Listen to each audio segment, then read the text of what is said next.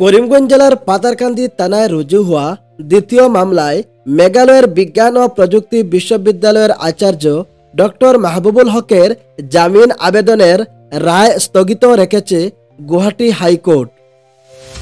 এদিকে গোসাইগাঁও থানায় দায়ের করা তৃতীয় মামলার ঘটনায় মাহবুবুল হকের গ্রেপ্তার স্থগিত রাখার নির্দেশ দিয়েছে গুয়াহাটি হাইকোর্ট। মেঘালয়ের বিজ্ঞান ও প্রযুক্তি বিশ্ববিদ্যালয়ের আচার্য ডক্টর মাহবুবুল হকের দ্বিতীয় মামলার শুনানি আজ সম্পন্ন হয়েছে। আজ গুয়াহাটি হাইকোর্ট তার রায় সংরক্ষণ করেছে। আদালত আগামীকাল জামিন আবেদনের বিষয়ে তার সিদ্ধান্ত ঘোষণা করবে।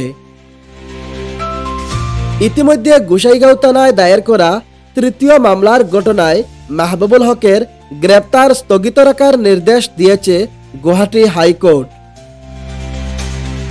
এর আগে মেঘালয়ের বিজ্ঞান ও প্রযুক্তি বিশ্ববিদ্যালয়ের ছাত্রী কৃপাঞ্জলি বসুমতারির মা লীলাবতী বসুমতারির অভিযোগের ভিত্তিতে গোসাইগাঁও থানায় মেঘালয়ের বিজ্ঞান ও প্রযুক্তি বিশ্ববিদ্যালয়ের আচার্যের বিরুদ্ধে একটি নতুন মামলা দায়ের করা হয়েছিল।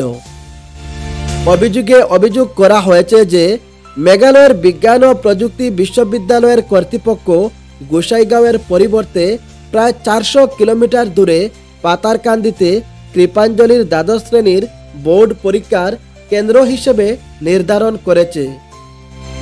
এদিকে সিদ্ধান্ত পুনর্বিবেচনা এবং কাছাকাছি কেন্দ্র বরাদ্দের জন্য বারবার আবেদন করা সত্ত্বেও কোনো ব্যবস্থা নেওয়া হয়নি মেঘালয়ের বিজ্ঞান ও প্রযুক্তি বিশ্ববিদ্যালয়ের পক্ষ থেকে।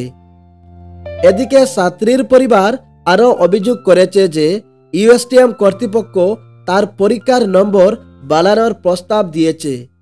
এই অভিযোগের পর ছাত্রীর মা গোসাইগাঁও থানায় একটি আনুষ্ঠানিক অভিযোগ দায়ের করেন, যার ফলে বিশ্ববিদ্যালয়ের প্রশাসনের বিরুদ্ধে মামলা দায়ের করা হয় গোসাইগাঁও থানায়।